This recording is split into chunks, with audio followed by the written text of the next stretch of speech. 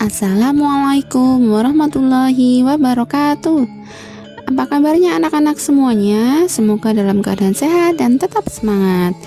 Pada hari ini kita akan belajar mengenai unggah-ungguh basa.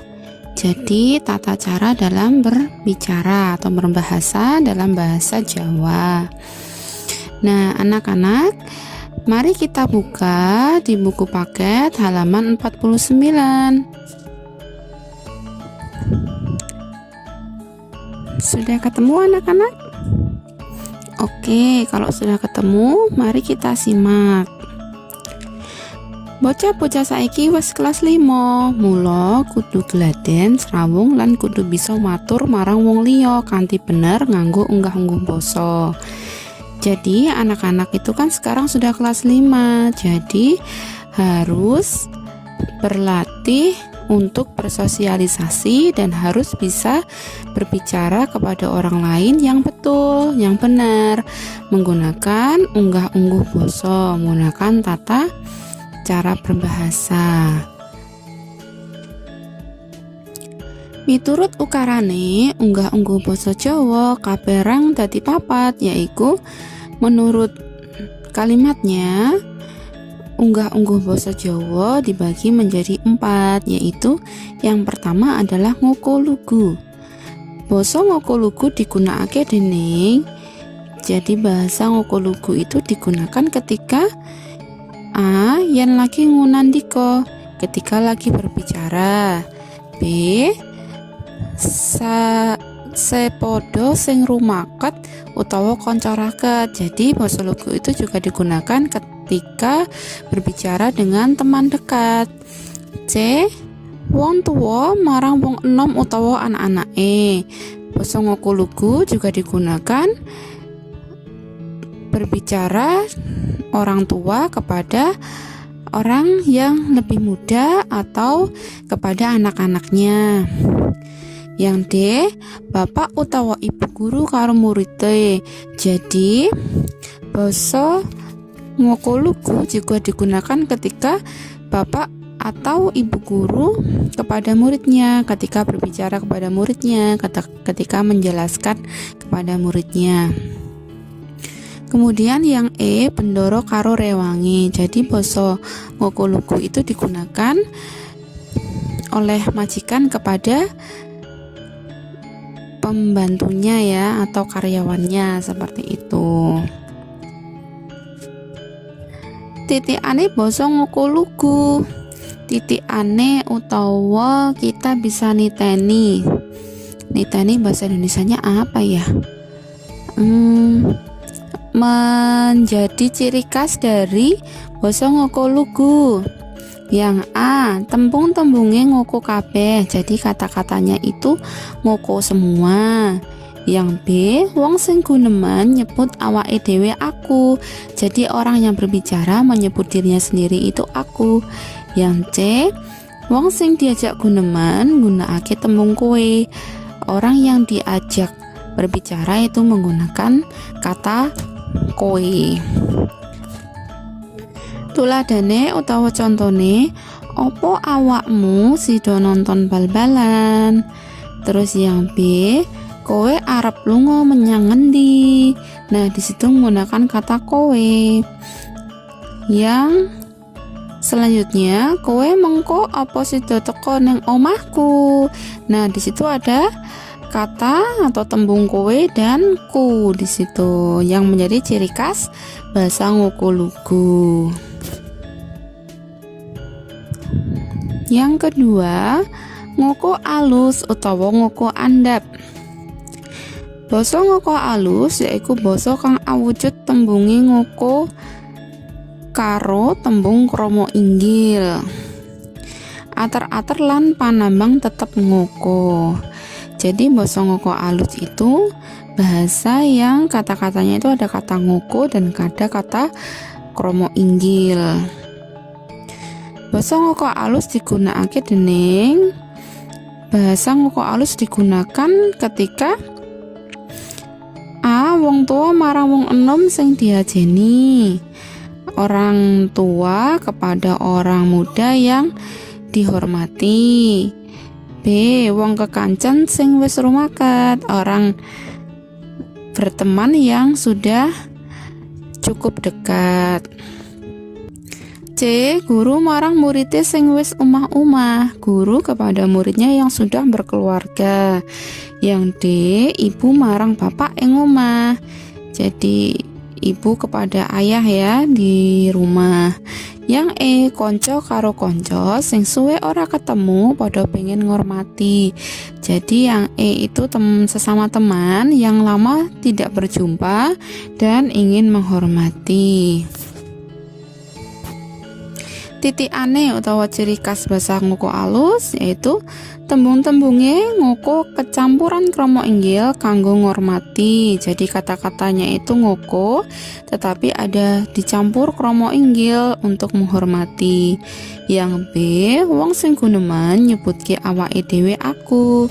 Orang yang berbicara menyebutkan dirinya sendiri itu aku. Yang C.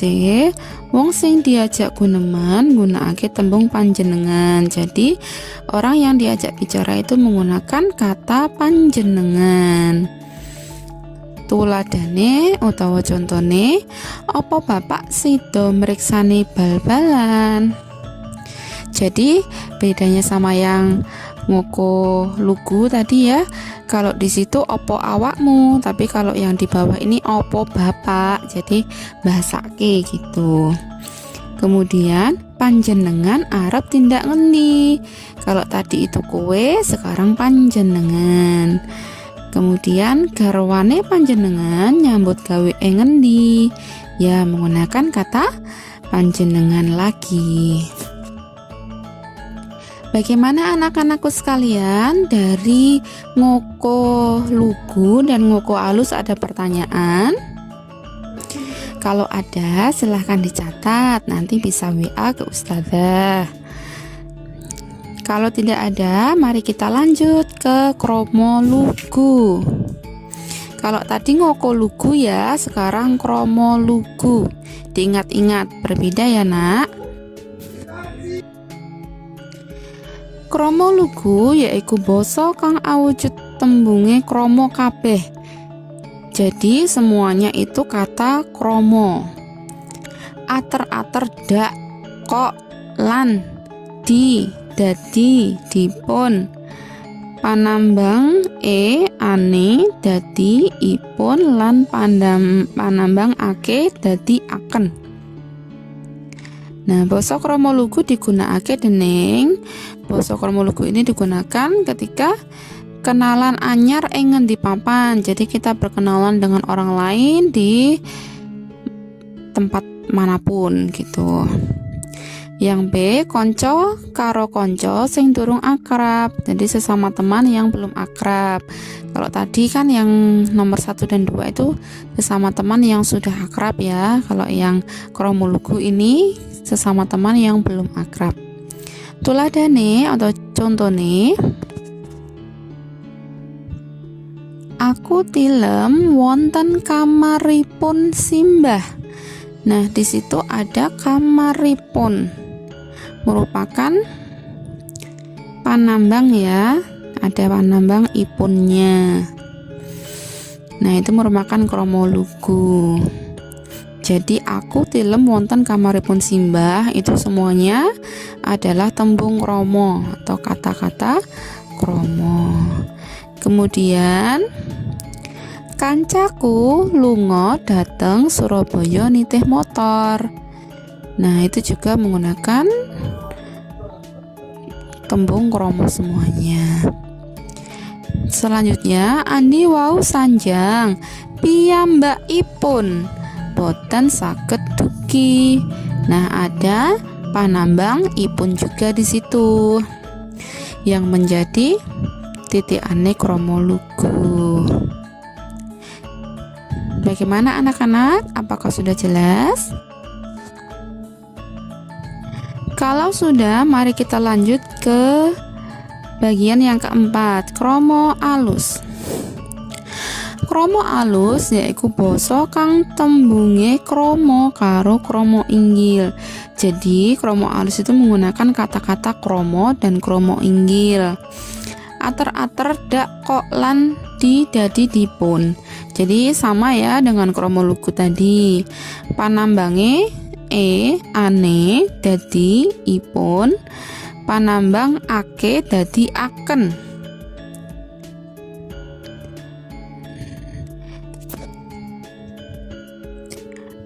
Basa kromo alus digunakake dening basa kromo halus digunakan oleh A. Wong enom marang wong tua, orang yang muda kepada orang yang lebih tua. B. Murid marang gurune, murid kepada gurunya. Jadi anak-anakku sekalian, jika berbicara kepada ustadz dan ustadzah menggunakan basa kromo alus ya, bukan basa ngoko. Karena kalau menggunakan basa ngoko kepada ustadz dan ustadzah itu tidak sopan. Jika kurang bisa menguasai basa kromo alus, bisa sedikit-sedikit belajar. Tetapi jika tidak bisa sama sekali, itu lebih baik menggunakan bahasa Indonesia. Yang C, rewang marang bendarane, jadi karyawan atau pembantu kepada majikannya atau bosnya. D, ngomong ing sangarepe wong akeh, berbicara di depan orang banyak, misalnya ketika pidato atau ceramah dan sebagainya. Yang E, ndonga marang Gusti Allah, jadi saat kita berdoa kepada Allah. Tuladane, menapa Bapak saestu mriksani bal-balan? Menapa itu tembung kromo inggile apa? Bapak tetap ya, Bapak saestu tembung kromo inggil dari sido utawa jadi. Mriksani itu juga tembung kromo inggil dari melihat. Bal-balan itu tetap ya, itu termasuk tembung kromo inggil. Kemudian simbah nembe gerah wojo. Nah, simbah itu termasuk tembung kromo inggil. Nembe gerah wojo juga itu semuanya tembung kromo inggil. Simbah nembe gerah wojo itu simbah sedang sakit gigi artinya. Lalu panjenengan badhe tindak pundi? Panjenengan badhe tindak pundi itu semuanya menggunakan tembung kromo inggil.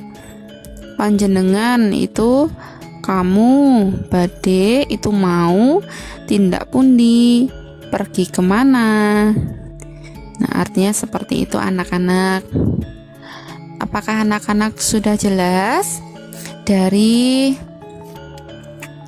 basa ngoko lugu, kemudian basa ngoko alus utawa ngoko andap, yang ketiga basa kromo lugu, dan yang keempat basa kromo alus.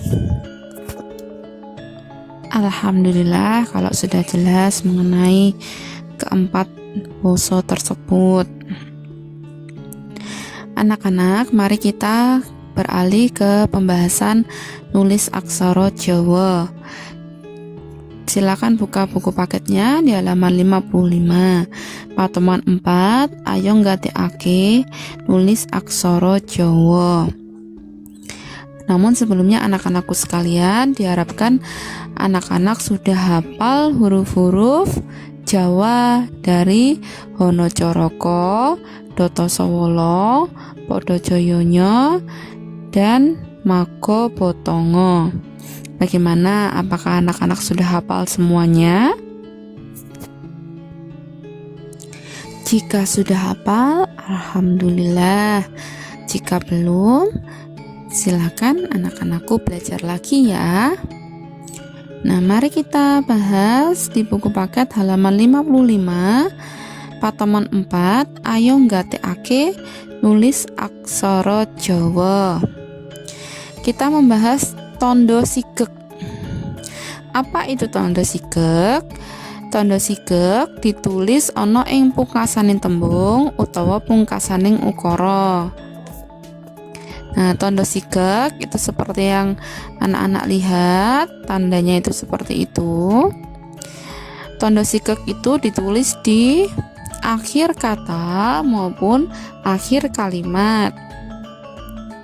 Tandha sigek ora ditulis ing satengahe tembung utawa ukara. Tandha sigek itu tidak ditulis di setengah tengah kata atau tengah-tengah kalimat. Nanging nuwuhake aksara pasangan lan panulise segaris utawa sangisore aksara sing disigek utawa mati. Jadi kalau ada kata yang mati di tengah-tengah itu tidak menggunakan tandha sigek, tetapi menggunakan aksara pasangan, dan cara menulisnya itu segaris atau di bawahnya kata yang dimatikan itu. Sandangan taling itu seperti yang Ananda lihat, ditulis ing sangarepe aksara mati. Jadi sandangan taling itu ditulis di depan kata yang mati. Tuladhane tandha sigek ing pungkasaning tembung. Nah, di situ ada kata kebak.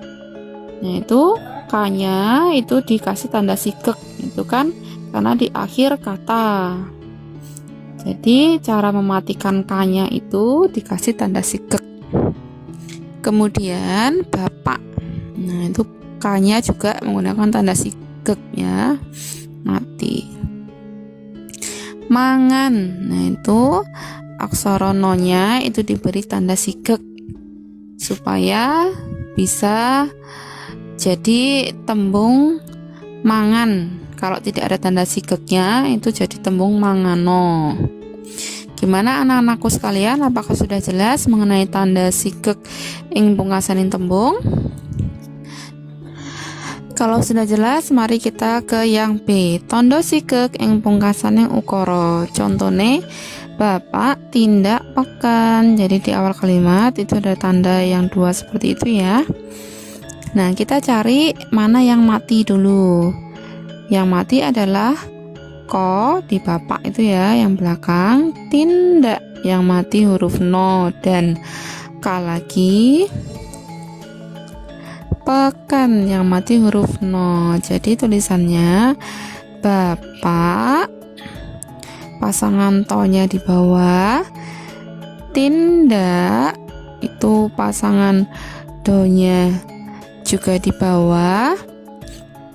K-nya karena mati, kemudian pasangannya po di situ ya, di segaris dengan aksaranya ken. Nah, no di situ karena di akhir kalimat itu menggunakan tanda sigek. Kemudian akhir kalimat ada tanda seperti itu. Sartini dodol dawet. Nah, di huruf sartini itu bukan pasangan toh ya, karena rohnya menggunakan layar. Di situ sartini dodol lo-nya itu mati ya, sehingga menggunakan pasangan dawet. Nah, to-nya di situ mati menggunakan tanda sigek ing pungkasaning ukara. Kemudian Pak Lek pados iwak. Pak Lek yang mati huruf ko. Pak Lek sehingga menggunakan pasangan lo di situ. Lek ko-nya yang belakang itu juga mati sehingga menggunakan pasangan po di segaris. Pados, so-nya itu juga mati sehingga menggunakan pasangan hi yang segaris atau pasangan ho ya, yang dikasih tanda titik kecil itu yang di atas. Iwak, nah huruf K belakang itu mati sehingga diberi tanda sigek. Bagaimana anak-anakku sekalian? Sudah bisa membedakan antara mati yang di tengah dengan mati yang di belakang? Kalau mati yang di tengah itu menggunakan pasangan, kalau mati yang di belakang itu menggunakan tondo sigek ya. Sekarang mari kita bahas yang C. Di situ tertulis sandangan sigek. Silakan dibetulkan dulu anak-anakku sekalian, diganti dengan sandangan taling.